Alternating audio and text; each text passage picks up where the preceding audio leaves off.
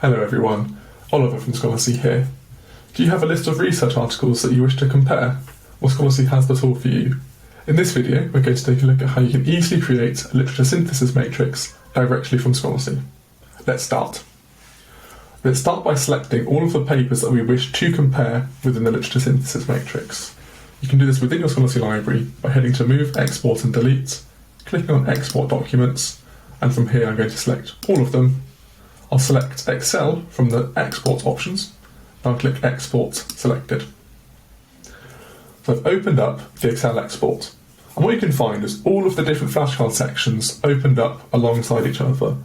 So this on its own makes it really easy to compare the objectives or the methods, the number of citations each article has.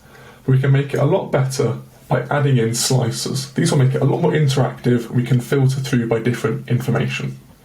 To begin, we need to convert this into a table. So I can click into the bottom right cell, and on Mac I can do Command and A.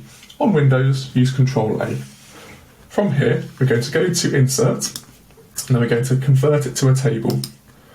Make sure that you keep the My Table Has Headers selected, and click on to OK.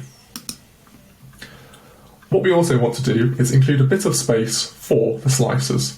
We can do this by selecting the top row, clicking on to Insert, and then we'll move this down so we've got space at the beginning for the slicers. Click back into the table, head back over to Insert, and we've got Slicer over here. This will open up options from the header, and you can choose whichever information that you like. I'm going to select Author. I'm going to also select the year.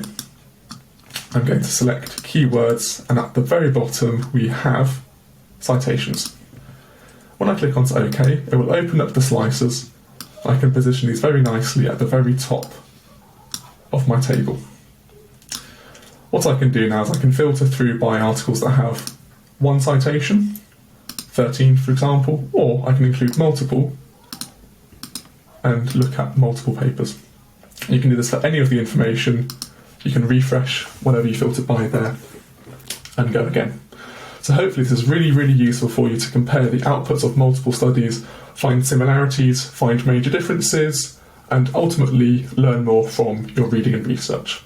If you have any questions, however, pop them in the comment section down below. Thank you very much for watching.